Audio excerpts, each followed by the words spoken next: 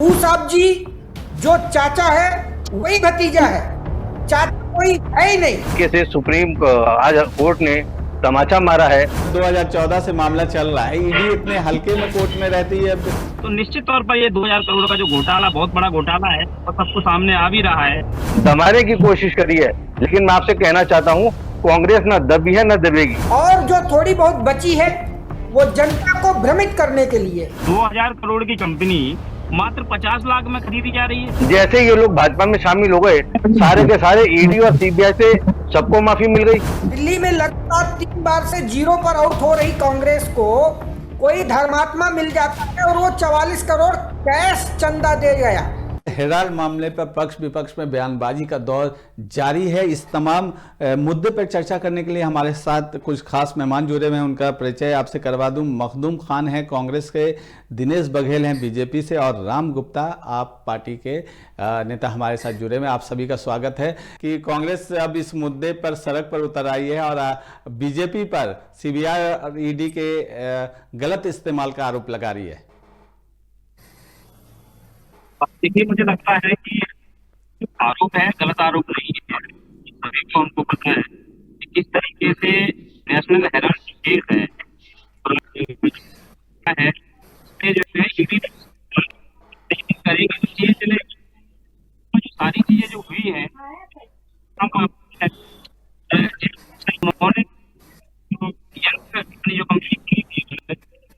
National Herald की जो स्थापना हुई थी सबको पता है।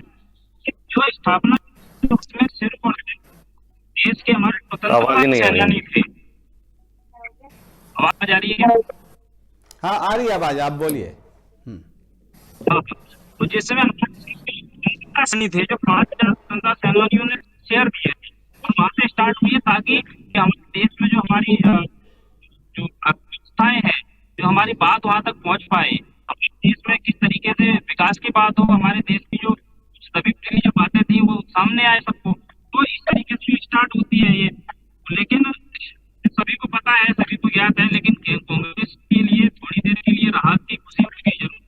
लेकिन आने वाले समय में दोबारा से जब चीजें होंगी, जब एफआईआर होगी, जब जांच होगी, तो पता चलेगा कि कांग्रेस का ढोला कांग्रेस इस तरीके से इसमें संलिप्त है भ्रष्टाचार में। सबको पता है, कुछ देश को मालूम है, तो चीजें सामने आएगी। जी आप राम गुप्ता जी, कांग्रेस आरोप लगा रही है, बीजेपी बोल रही है कि सही कार्रवाई हो रही है। आपके भी कई नेताओं पर ईडी और सीबीआई की कार्रवाई होती रही है। जी सबसे पहले तो आपको NBC 24 के लाखों करोड़ों दर्शकों को जो इस समय आपका ये डिबेट प्रोग्राम देख रहे हैं और गेस्ट पैनल पे सभी मेहमानों को आम आदमी पार्टी की तरफ से राम गुप्ता का राम राम। आज की डिबेट के मुद्दे पर अपनी बात रखने से पहले NBC 24 न्यूज चैनल के दर्शकों को मैं बता देना चाहता हूं, कुछ सालों पहले परेश रावल, संजय दत्त और गोविंदा अभिनीत एक मूवी जिसका नाम है हसीना मान जाएगी आई थी। आपने भी देखा होगा और बहुत से आपके दर्शकों ने भी देखा होगा। उसमें परेश रावल जी गोरखा चौकीदार बने हुए थे हैं और वो अनुपम खेर और कादर खान के सामने एक डायलॉग बोलते हैं, साहब जी जो चाचा है वही भतीजा है, चाचा कोई है ही नहीं। बस ऐसा ही मतलब है मौजूदा भारतीय जनता पार्टी और कांग्रेस का कि जो आज बीजेपी है वही कांग्रेस है, अलग से कोई कांग्रेस है ही नहीं। और जो थोड़ी बहुत बची है वो जनता को भ्रमित करने के लिए, मतलब आजादी से लेकर अब तक देशवासियों ने जो भी भुगता है वो 2012 तक बड़ा ही गंदा और कुराजनीतिक मजाक होता रहा है। आजादी से लेकर 2012 ये भारतीय जनता पार्टी और कांग्रेस दोनों के बीच ऐसा अवैध प्रेम संबंध चल रहा है। ये लोग के अंधेरे में मिलते हैं क्योंकि दिन में ये मिल नहीं सकते, इसलिए क्योंकि समाज इनके इस अवैध प्रेम संबंध को स्वीकार नहीं करता, इसलिए छुप छुप कर रातों में मिलते हैं और तय करते हैं। भाजपा कहती है कांग्रेसियों तुम हमें फुल टॉस बॉल दो, हम सिक्सर मारेंगे।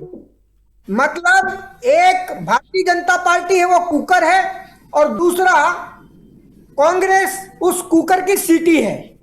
मतलब अगर कोई दूसरी राजनीतिक पार्टी जब भी असल मुद्दों को लेकर के सत्तासीन भारतीय जनता पार्टी पर प्रेशर बनाती है और भारतीय जनता पार्टी फंसती है, तो कांग्रेस कोई ऐसा बयान दे डालती है, कोई ऐसी की हरकत कर बैठती है कि भारतीय जनता पार्टी उस पर आकर के फुट फ्रंट पे खेलना शुरू कर देती है और जनता के मुद्दे पीछे धरे के धरे रह जाते हैं।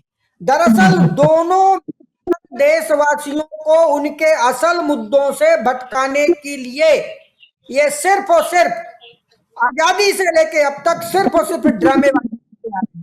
मैं आपको एक जी वापस फिरोज जी आपकी आवाज मैं फिर आपसे के पास लौटूंगा। मखदूम खान जी जुड़े, मैं उनका ऑडियो शायद सही हो गया, उनसे प्रतिक्रिया ले लेते हैं। मखदूम जी, राहत की खबर आई है काफी सालों बाद, सड़क से सदन तक आपका प्रदर्शन हो रहा है, बीजेपी पर आरोप लग रहे हैं जी। देखिए, फिलहाल तो नेशनल हेराल्ड की बात करनी चाहिए। जिस तरीके से भाजपा की एक अवैध संस्थान आम आदमी पार्टी, जिसने रामलीला ग्राउंड में अन्ना हजारे को छिपाकर और उसके पीछे जिस तरीके से इन लोगों ने साथ मिलकर कांग्रेस को हटाने की साजिश रची थी, आपके हमारे सामने है। वो तो रही बात। दूसरी, नेशनल हेराल्ड पे जिस तरीके से सुप्रीम आज कोर्ट ने तमाचा मारा है उन लोगों पर जिन लोगों ने गांधी परिवार को बदनाम करने में कोई कसर नहीं छोड़ी थी। अब मैं आपसे पूछना चाहता हूं कि ये जो दूध के दूल्हे हैं, जो वॉशिंग मशीन इन्होंने बनाई है बीजेपी ने, इन्होंने आज तक कितने लोगों को इसमें साफ किया है? उनका नाम मैं आपको बताना चाहता हूं। प्रफुल्ल पटेल है, जिनके ऊपर इल्जाम लगाए थे इन लोगों ने, इनके ऊपर उन्होंने बैनर लगाए थे। हेमंत बिस्व शर्मा के ऊपर, नारायण राणे के ऊपर, छगन भुजबल के ऊपर, अशोक चव्हाण के ऊपर, समर चटर्जी के ऊपर, मुकुल रॉय के ऊपर, ऐसे कितने ही घोटाले हैं जो इन लोगों ने लगाए। और जैसे ये लोग भाजपा में शामिल हो गए, सारे के सारे ईडी और सीबीआई से सबको माफी मिल गई। मैं पूछना चाहता हूं, क्या देश कानून से चलेगा या सिर्फ भाजपा के डर से, जो ईडी और सीबीआई को लेकर जिस तरीके से उन्होंने डर का माहौल पैदा करा है और विपक्ष को, खासकर कांग्रेस को दबाने की कोशिश करी है। लेकिन मैं आपसे कहना चाहता हूं, कांग्रेस ना दबी है ना दबेगी जी। चलिए, कांग्रेस ना दबी है ना दबेगी। दिनेश जी, जवाब दीजिए। देखिए, मुझे लगता है कांग्रेस पार्टी और आम आदमी पार्टी एक साथ चुनाव लड़ते हैं, ये तो चोर चोर ये वाली ये कहावत। लेकिन मैं फिर कहना चाहूंगा आपके चैनल के माध्यम से, किसकी थी 2007 में, 2008 या 10 में चीजें निकल के आती है कि 2 करोड़ की कंपनी को किस तरीके से हटाने का काम कर रहे थे, किस तरीके से एक 90 करोड़ जो है सेटलमेंट 50 लाख करने जा रहे थे। सबको पता है, आज देश देख रहा है कि किस तरीके से कांग्रेस के शासनकाल में भ्रष्टाचार हुआ, भ्रष्टाचार पे भ्रष्टाचार, भ्रष्टाचार पे भ्रष्टाचार, पता ही नहीं चलता है कि सरकार में भ्रष्टाचार जो है, भ्रष्टाचार में सरकार, सबको बात मालूम है। तो निश्चित रूप पर नेशनल हेराल्ड केस जो है बड़ा मुद्दा है, बड़ी चीजें हैं, और इन्होंने जो है प्रॉपर्टी में घुस गए ये लोग। अब अगर कर सकते थे, अगर मान लो इन्होंने जो है अखबार चालू किया, तो फिर कहूँगा स्वतंत्रता सेनानी जो 5000 स्वतंत्रता सेनानी इन्होंने अपने देश के लिए सब कुछ त्याग दिया, आपको शर्म नहीं आया? शेयर धारक थे वो लोग, उन लोगों के पैसे गए तो गए कहाँ? तो निश्चित तौर पर ये 2000 करोड़ का जो घोटाला, बहुत बड़ा घोटाला है और सबको सामने आ भी रहा है। तो ये सब चीजें, ये तो बहुत बड़े शैतानी दिमाग से, और वो भी 76%। नहीं, एक मैं राष्ट्रभक्त पार्टी से पूछना चाहता हूं, कारगिल के वक्त जो उन्होंने ताबूत घोटाला किया था, जो नौजवान, जो हमारे जवान शहीद हुए थे, उस पर जो इन्होंने ताबूत घोटाला किया था, उनकी भी चिताओं के ऊपर इन्होंने रोटियां सेकने की बात रखी थी, उसके भी बारे में बात करेंगे। इलेक्टोरल बॉन्ड के बारे में बात करेंगे, पीएम केयर के फंड के बारे में बात करेंगे कि पीएम केयर फंड क्यों था और उस पर आरटीआई लागू क्यों नहीं हो सकती, सीएजी में वो क्यों नहीं जा सकता, ये बताएंगे जरा। देनी पड़ेगी आपको। 32 तरीके से ये पैसे गए तो गए कहाँ? ये चीज पूछता है। ये देश के लोगों को खून पसीने का कमाई हुआ का पैसा था, और एक किसी चीज के अखबार की जब जो फ्रेंचाइजी चालू करी, तो ये सबको पता है। नहीं दिनेश जी, एक सवाल तो उठता है ना, जिस तरह से आप 2014 से मामला चल रहा है, ईडी इतने हल्के में कोर्ट में रहती है, अब शिकायत पर उसे ये कानूनी पहलू नहीं पता था क्या कि सिर्फ शिकायत पर आप किसी के खिलाफ मामला चला रहे हैं, कोर्ट जा रहे हैं, कोर्ट से तो आपको नसीहत तो मिली गई ईडी को? देखिए वो मेरी बात सुनिए, अभी कोर्ट जो है अभी कुछ भी नहीं हुआ। दूसरी बात जो है, कोर्ट ने स्पष्ट मना कर दिया कि आपको एफआईआर की कॉपी भी नहीं दी जाएगी। तो इसमें अभी जो है स्पष्ट होना बाकी है। अभी तो चीजें हुई हैं और इसके जो है जांच चल रही है, और जब जांच आएगी, जब बड़े पैमाने पर चीजें निकल करके आएंगी, तो वो तो सबको पता है। देखो केस तो है ही है और घोटाला भी है, ये भी साबित हो चुका है। तो निश्चित तौर पर जो है कुछ बची कुछ चीजें हैं, मुझे लगता है कुछ चीजें छूट रही हैं, वो सामने आ जाएंगी। जब सामने आएंगी तो फिर कांग्रेस के शहजादे और सोनिया गांधी क्या कहेंगे? जी बताइए, जी बोलना चाह रहे हैं आप, बताइए। फिरोज जी, दिल्ली विधानसभा चुनाव के समय का एक मामला है जिसे आपके दर्शकों को जरूर जानना चाहिए। जी। दिल्ली में लगातार 3 बार से 0 पर आउट हो रही कांग्रेस को कोई धर्मात्मा मिल जाता है और वो 44 करोड़ कैश चंदा दे गया। मैं आपके दर्शकों को बता दूं, 44 करोड़ कैश चंदा आया है दिल्ली विधानसभा चुनाव के समय कांग्रेस पार्टी को। उस पर मजे की बात यह हुई कि आज तक उस 44 करोड़ कैश चंदे की जांच के लिए यह भारतीय जनता पार्टी की जो केंद्र में सरकार चल रही है मोदी जी की अगुवाई में, उस एजेंसी, एक भी एजेंसी ने अब तक उस पर कोई जांच नहीं करी, ना कोई छापेमारी करी, ना कोई पड़ताल करी। यही अगर आम आदमी पार्टी को कोई 2000 रुपया कैश दे गया होता तो अब तक देश की जितनी भी सारी एजेंसियां हैं वो आम आदमी पार्टी के ऑफिस की देहरी खोद चुकी होती। मतलब मेरे कहने का मतलब यह है फिरोज आलम जी, जनता के धन की लूट के लिए सत्ता का दुरुपयोग कुछ यूं किया जाता है कि जब तक कांग्रेस सत्ता में रही तब तक भारतीय जनता पार्टी इनकी ठेकेदारी के रोल में मलाई खाती रही, और अब पिछले 12 सालों से भारतीय जनता पार्टी सत्ता में है तो कांग्रेसी इनकी ठेकेदारी की मलाई खा रहे हैं। बताइए, अगर मैं झूठ बोल रहा हूं आपके दर्शकों पर छोड़ता हूं। बीजेपी और कांग्रेस के बीच एक घोषित समझौता है, सत्ता में रहते हुए चाहे जितनी जनता के खजाने की लूट करे, ये कभी एक दूसरे को जेल में नहीं डालेंगे, बल्कि एक दूसरे को जेल में जाने से ये बचाने का काम करते हैं। और यही असल हेराल्ड मामले का एक लाइन में पूरा का पूरा निचोड़ है। आज तक पिछले 12 सालों में बता दीजिए भारतीय जनता पार्टी ने कितने भ्रष्ट कांग्रेसी नेताओं को जेल में भेजा? किसी को याद हो इस पैनल में बैठे हुए? और आपके किसी दर्शकों को जरूर मुझे जो है कांटेक्ट करें और बताएं और ट्वीट मैसेज करें, भेजें। एक को भी नहीं भेजा, बल्कि उन्हें बीजेपी में शामिल करवा के प्रमोशन देकर किसी को मुख्यमंत्री, किसी को उप मुख्यमंत्री, किसी को मंत्री, किसी को सांसद, किसी को विधायक बना करके अपनी लूट का हिस्सेदार बनाया है। राम जी, वो तो खुद बता, शाजिया इल्मी के बारे में बात करेंगे, कपिल मिश्रा की हम बात करेंगे, कौन कहां पे शामिल हुआ है। आप पे कार्रवाई होती है अगर अरविंद केजरीवाल, सिसोदिया, सत्येंद्र जैन जैसे नेताओं पर, तो आप बोलते हैं कि दुरुपयोग है। ये भी तो कह रहे हैं कि दुरुपयोग है, लेकिन उनके खिलाफ कार्रवाई हो रही है तो सही हो रही है, आपके खिलाफ कार्रवाई हो रही है तो गलत हो रही है। देखिए मैं कहना चाहता हूं, वोट चोरी का इतना बड़ा मुद्दा था, लेकिन शराब माफिया, दिल्ली को लूटने वाले अरविंद केजरीवाल, आपको देखिए मुंह में दही जम चुका है। बार बार प्रेस कॉन्फ्रेंस करने वाले आज नदारद हैं। मैं पूछना चाहता हूं, केजरीवाल के जबान से कुछ नहीं निकला। मैं आपसे एक बात पूछना चाहता हूं, कोरोना काल में जहां हमें वेंटिलेटर की जरूरत थी, जहां हमें दवाओं की जरूरत थी, वहां एक शराब के साथ दूसरी शराब मुफ्त दी जा रही थी। इसका जिम्मेदार कौन था? यही केजरीवाल था। लेकिन मैं आपसे पूछना चाहता हूं, अब की बार उसको उखाड़ कर फेंक दिया है और पंजाब से भी उखाड़ कर फेंक देंगे यहाँ पे, क्योंकि लोग जानते हैं ये लोग सिर्फ फ्री का झांसा देकर सत्ता में आते हैं, उसके बाद 1 के 10 बनाते हैं। दूसरी बात मैं आपसे पूछना चाहता हूं, नेशनल हेराल्ड का मामला है, कोर्ट ने मुंह तोड़ जवाब दिया इनको कि भाई आप लोगों ने एफआईआर तक नहीं दर्ज करी। सवाल बीजेपी से पूछने के बजाय आम आदमी पार्टी के जो प्रवक्ता हैं वो कांग्रेस के ऊपर इल्जाम लगा रहे हैं।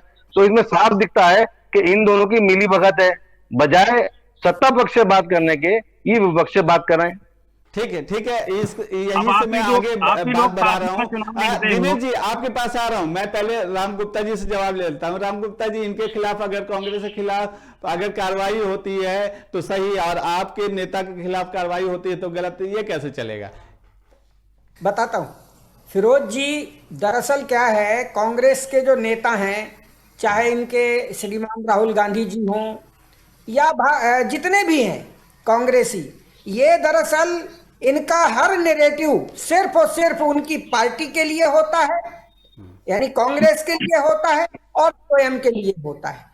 कांग्रेस आजादी से लेकर अब तक सिर्फ सिलेक्टिव पॉलिटिक्स करती आ रही है और यही कारण है कि आज कांग्रेस इस दुर्दशा को प्राप्त हुई है।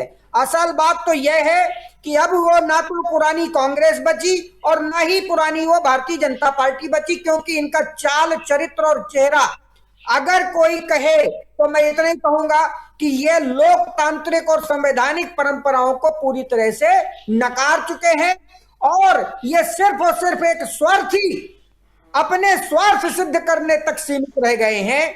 असल बात एक और है, जो आज ये कांग्रेस थोड़ी बहुत बची है, वो भारतीय जनता पार्टी के साथ अवैध प्रेम संबंध में इस कदर बुरी तरह फंस चुकी है, समाज इस संबंध को, इस रिश्ते को नहीं स्वीकार रहा।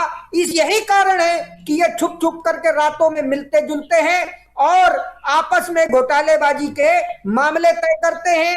इनके विधायक सांसद बिकाऊ हैं और तो और इनके मुख्यमंत्री सहित पूरा कैबिनेट तक का प्राइस फिक्स है 350 करोड़ से लेकर 500 करोड़ तक। और ये बात मैं नहीं कह रहा, इसी कांग्रेस के बड़े दिग्गज नेता पंजाब वाले वो खुद कह रहे हैं कि भैया हमारे पास 350 करोड़ से 500 करोड़ नहीं है तो हम मुख्यमंत्री नहीं बन सकते। चलिए, ठीक अब है, ये देश ठीक है, ठीक है। चुका है। नहीं, कैलाश गहलोत के बारे में बात करेंगे। परिवहन मंत्री थे कैलाश गहलोत, उन्होंने क्या इल्जाम लगाए थे? कपिल मिश्रा के बारे में बात करेंगे, प्रशांत भूषण के बारे में बात करेंगे, शाजिया आलमी के बारे में बात करेंगे। ऐसा नहीं है महाराज। अरे जो आप कांग्रेस पार्टी के पदाधिकारी बने हैं हुए हैं, मठाधीश बने हुए पंजाब में, उनकी धर्मपत्नी जी सीधे सीधे आरोप लगा रही हैं और तो और आपके सुनील जाखड़ जी आरोप लगा रहे हैं कि भैया अरे उनकी तो पत्नी लगा रही है। कैलाश गहलोत ने क्या इल्जाम लगाए थे? क्यों पार्टी छोड़ के गए? भ्रष्टाचारी पार्टी छोड़ के क्यों गए, ये तो बताएंगे आप मुझसे। कपिल मिश्रा क्यों छोड़ के गया, मुझे बताएंगे आप? शाजिया आलमी क्यों छोड़ के गई? प्रशांत भूषण क्यों छोड़ के गए? अन्ना हजारे ने, जिस अन्ना हजारे को आप लोगों ने मोहरा बनाकर रामलीला ग्राउंड में एक बुजुर्ग आदमी को बिठा दिया भूखा प्यासा, और सत्ता आपने अपने हाथ में ले ली, और जिस तरीके से आरएसएस ने आपको पीछे से पूरा समर्थन दे रखा था, हम सब जानते हैं कि बीजेपी और आम आदमी में मिलकर कांग्रेस को हटाया और सत्ता में आ गए। अब दोनों दूध मलाई दोनों बढ़िया करके खा रहे हैं। अब देखो ऐसा है कि अब आप चाहे कुछ भी बोलते रहिए, फिरोज जी मैं एक और बात बताना चाहता हूं कि ये इन्हीं की यही हरकतों की वजह से धीरे धीरे देशवासी भारतीय जनता पार्टी और कांग्रेस की सफेद जोड़ी को अस्वीकार करते हुए आम आदमी पार्टी को हर जगह विकल्प के रूप में चुनती जा रही है, क्योंकि हमारा विजन एकदम क्लियर है। हम अपने जनहित के कामों के दम पर दिल्ली में, ठीक है राम गुप्ता जी, ठीक जी है, जी, जनहित का कार्यक्रम, एक शराब के साथ दूसरी शराब फ्री देना, ये जनहित का कार्यक्रम है। आपके पास आऊंगा दिनेश जी, एक बात तो आपके सामने, सभी लोग के सामने है कि क्या वजह है कि एनडीए के नेताओं पर ऐसी कार्रवाई नहीं होती है? हमेशा ईडी और सीबीआई के रडार पे आपके केजरीवाल हो, आपके मनीष सिसोदिया हो, सत्येंद्र जैन हो, टीएमसी के पार्था चटर्जी हैं, मदन मित्रा है, ज्योति प्रिया मलिक है, लंबी फहरिस्त है। जो एनडीए से बाहर है उन नेताओं के पर ही ये कार्रवाई होती दिख रही है। क्या वजह है कि एनडीए के नेता इस जांच के दायरे में नहीं आते हैं, या मान लिया जाए कि एनडीए के नेता सभी पाक साफ है?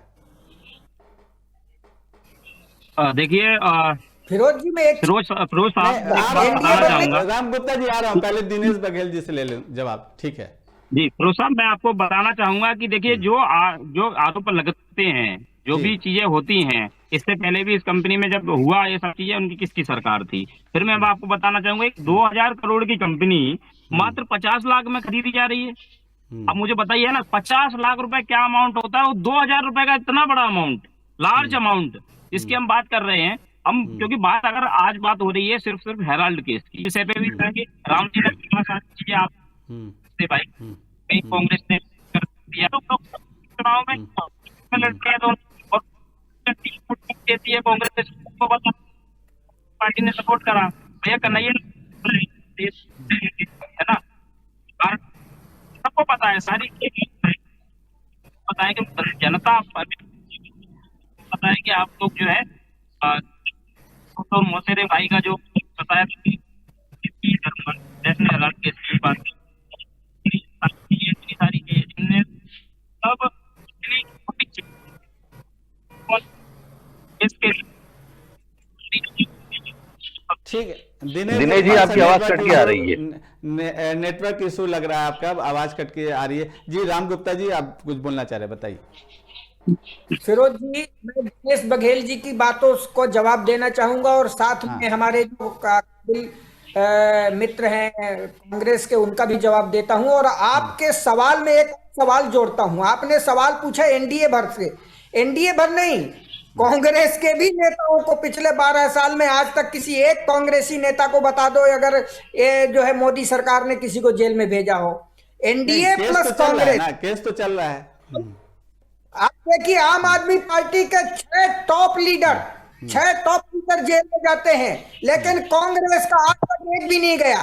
दूसरा, अभी मैं बघेल साहब को सुन रहा था, बघेल साहब जरा ध्यान से सुन लीजिए कि आम आदमी पार्टी ने अगर साथ दिया था लोकसभा चुनाव के समय, तो लोकसभा चुनाव के समय कांग्रेस का साथ नहीं दिया। हमने जो है संविधान और लोकतंत्र बचाने के लिए जो आपकी राजनीति थी 400 पार, अब की बार 400 पार के नारे को लेकर के हमारी आम आदमी पार्टी ने संविधान बचाने के लिए और लोकतंत्र बचाने के लिए इंडिया गठबंधन का हिस्सा हुए थे, ना कि कांग्रेस के साथी थे। हम कभी किसी भी राज्य में कभी भी हम कांग्रेस के साथी नहीं रह सकते। तो इसलिए देखिए, सत्ता लोभी लोग हैं, सत्ता की जब मलाई खानी होती है तो कहीं भी चले जाते हैं। कभी एनडीए में साथ मिलकर काम करते हैं, कभी हमें यूपीए के साथ आते हैं, लेकिन अब हम लोग समझ चुके हैं। मैं एक बात आपसे पूछना चाहता हूं, जिस टाइम देश अराजकता से जूझ रहा था, पूरे देश में कोविड था, उस टाइम पीएम केयर फंड आया था और पीएम केयर फंड में 2-3 क्लॉज लगा दिए थे कि वो आरटीआई के तहत नहीं आता, सीएजी पे उस पर कोई सवाल नहीं होगा। दूसरी बात मैं आपसे पूछना चाहता हूं, जिस तरीके से पूरे देश के लोकतंत्र को खराब करने की कोशिश की गई और आपने देखा इलेक्टोरल बॉन्ड के जरिए इतना अवैध पैसा इन लोगों ने जमा कर लिया जिसकी हद नहीं है। अभी सूत्रों से खबर है कि चीन की जो कंपनियां हैं उसने पीएम केयर फंड्स में पैसा दिया। टिकटॉक ने 30 करोड़, जियोमी ने 10 करोड़, हुआई ने 7 करोड़, वन प्लस ने 1 करोड़। और ये जब हो रहा था जब लद्दाख और अरुणाचल पर चाइना की आंखें गड़ी हुई थी और चाइना उस पर अपना हक जता रहा था। तो मैं पूछना चाहता हूं इन देशभक्त पार्टी से कि किस तरीके से ये अपने आप को राष्ट्रभक्त कहते हैं, ऐसी पार्टी जिसने इस लोकतंत्र को खत्म करने की कोशिश की। और इन्होंने, मैं पूछना चाहता हूं, कौन सी ऐसी मजबूरी थी, इन्होंने इलेक्शन कमीशन पर भी ये क्लॉज लगा दिया कि इनके ऊपर कोई भी आपराधिक मामला नहीं डाल सकते आप। क्यों, किस लिए बचाना चाहते हैं आप? क्या उनसे कोई गलती नहीं हो सकती है? चलिए, समय हमारा पूरा हो चुका है। आखिरी 30 सेकंड में आखिरी कमेंट लेना चाहूंगा दिनेश जी। जिस तरह से ईडी और सीबीआई की कार्रवाई हम लगातार 11 सालों में देख रहे हैं, उम्मीद करते हैं कि एनडीए के भी कुछ नेता इसके जद में आएंगे, कुछ भ्रष्टाचारियों नेताओं पर कार्रवाई होगी। जी दिनेश जी, 30 सेकंड। चलिए, दिनेश जी का लग रहा है नेटवर्क ये है। राम गुप्ता जी, बस 30 सेकंड में आखिरी प्रतिक्रिया। फिरोज जी, एनबीसी 4 के सभी दर्शकों के आपके चैनल के माध्यम से बस इतना ही कहूंगा कि जितना जल्दी हो सके देशवासियों को अब सावधान हो जाना चाहिए, क्योंकि 2012 का तक इस भारतीय जनता पार्टी और कांग्रेस का विकल्प कोई नहीं था, मजबूरी थी देशवासियों को कि दोनों में से किसी एक को चुनना होता था। लेकिन अब आम आदमी पार्टी के रूप में कट्टर ईमानदार विकल्प है और हमारे नेता अरविंद केजरीवाल देश को नेतृत्व देने के लिए तैयार है। इसलिए इस लैला मजनू की तरह जो भाजपा और कांग्रेस आजादी से लेकर अब तक काम करते आ रहे हैं और देश का बेड़ा गर्क किया है, देश के संविधान को झुकाया है और देश के लोकतंत्र की गरिमा को नीचे गिराने का काम किया है और देश की जनता के साथ उनकी जो जो जो सुख सुविधाएं वाली आवश्यकताएं थी उनको पूरी तरह से नकार दिया है, चाहे वो एजुकेशन का क्षेत्र हो, चाहे वो स्वास्थ्य का क्षेत्र हो। इन सारी मूलभूत सुविधाओं को लेकर के इन्होंने कोई काम नहीं किया, चाहे वो कांग्रेस हो चाहे भाजपा हो। इनको त्यागिए और आम आदमी पार्टी को। चलिए ठीक है दिनेश जी, आखिरी समय का अभाव है, आखिरी 30 सेकंड में प्रतिक्रिया। आने वाले दिनों में एनडीए के कुछ नेता भी, भ्रष्ट नेता भी इसके जद में आएंगे ईडी सीबीआई के, हालांकि 11 सालों से तो दिख नहीं रहा है। ये आपके कई राज्यों में आपकी सरकार बन चुकी है, आपका दायरा बढ़ चुका है, अब आपके भी कुछ सहयोगियों के नेता इसके जद में आएंगे। देखिए, मुझे लगता है कि जो भी अगर भ्रष्टाचार की बात करेगा, भ्रष्टाचार करेगा, चाहे कोई भी पार्टी का व्यक्ति हो, उसे बिल्कुल भी छोड़ा नहीं जाएगा। और ये सबको पता है, जनता को भी पता है। जिस तरीके से कांग्रेस हो चाहे सपा हो, नहीं बता रहा हूँ भाई साहब मैं आपको, ये परिवारवाद की पार्टियां हैं साहब। ये आम आदमी पार्टी हो या कांग्रेस हो या सपा हो, बसपा हो, जितने भी सारी पार्टी, तृणमूल कांग्रेस हो, जितनी भी पार्टी, सबके ऊपर जो है बड़े आरोप लगे हैं। इन पार्टियों को सिर्फ भ्रष्टाचार से जन्म हुआ है और भ्रष्टाचार में ही खत्म हुआ है, ये सबको पता है। आम आदमी पार्टी जब खत्म हुई है दिल्ली में, तो भ्रष्टाचार करने के बाद ही खत्म हुई है। एनसीपी के बारे में क्या कहेंगे? हेमंत बिस्वा शर्मा के बारे में क्या कहेंगे? हेमंत बिस्वा शर्मा के बारे में क्या कहेंगे? शुभेंदु अधिकारी के बारे में क्या कहेंगे? नारायण राणे के बारे में क्या कहेंगे? छगन भुजबल के बारे में क्या कहेंगे? कांग्रेस का एकदम उनके सही कहेंगे, उसके आधार पर वॉशिंग मशीन, आप क्या सवाल कर रहे हैं? समय से बाहर है। एनडीए की बात कर रहे हैं, जो जो विपक्ष के घोटालेबाज थे, उन घोटालेबाज को ले आकर इन्होंने वॉशिंग मशीन में डालकर सफेद साफ कर दिया। आप एनडीए की बात करें, एनडीए में जो है, मैं पूछना चाहता हूं इनसे, ये हेमंत बिस्वा शर्मा के बारे में। ठीक है दिनेश जी ने रख लिया, ये मानेंगे नहीं, जाहिर सी बात है। मखदूम जी, आखिरी 30 सेकंड में आप भी अपनी प्रतिक्रिया दीजिए, फिर प्रोग्राम का खात्मा करेंगे हम लोग जी। देखिए, गुप्ता साहब ने अभी कहा कि पूरे देश के लिए अलग, मैं एक बात कहना चाहता हूँ, पूरी दिल्ली का नाश मार दिया इन्होंने, पूरी दिल्ली को गैस चैम्बर बनाकर चले गए। ये जितना बर्बाद दिल्ली को इन्होंने करा है कोई नहीं कर सकता। दिल्ली वाले आज इस बात को अपना रोना रो रहे हैं कि इस तरीके से शीला दीक्षित जी ने पेरिस बना के रखा था इस दिल्ली को। आपने देखा, सबसे हरित राजधानी का तमगा मिला था हम लोगों को, आज सबसे प्रदूषित राजधानी इस आम आदमी पार्टी ने कर दिया। ईडी पे करते हैं, ईडी और सीबीआई पे। देखिए ईडी और सीबीआई क्या है, मैं आपको बताना चाहता हूँ कि जितने भी इनके घोटालेबाज जेल में गए, इन्होंने सेटिंग करके सबको बाहर निकलवा लिया। सारे के सारे खामोश हैं, कोई एक अल्फाज नहीं बोलता है। आप सिसोदिया साहब को देख लिए, आप केजरीवाल साहब को देख लिए, सबके मुंह में दही जमा हुआ है, कोई सरकार के खिलाफ बोलता नहीं है। उन्हें मालूम है जरा से बोले नहीं, जेल में गए नहीं। तो इन भ्रष्टाचारियों को जैसी कांग्रेस आएगी, इन सबको जेल में डालेगी। चलिए ठीक है, ठीक है, वक्त का अभाव है। राम गुप्ता जी, दिनेश बघेल जी, मखदूम खान जी, आप लोग हमारे डिबेट से जुड़े, आप लोग का बहुत बहुत शुक्रिया। तो जिस तरह से ईडी और सीबीआई ने कार्रवाई की है नेशनल हेराल्ड में, और कोर्ट से जो फैसला आया फिलहाल, वो राहुल गांधी और सोनिया गांधी को काफी राहत मिली है। और कांग्रेस इस चीज को लेकर पूरे देश भर में प्रदर्शन कर रही है कि किस तरह से ईडी और सीबीआई का दुरुपयोग बीजेपी कर रही है, और आने वाले दिनों में और भी प्रदर्शन किया जाएगा। तो फिलहाल आज के डिबेट में इतना ही। NBC 24 के साथ आप लगातार जुड़े रहिए, क्योंकि खबरों का सिलसिला यहां थमता नहीं।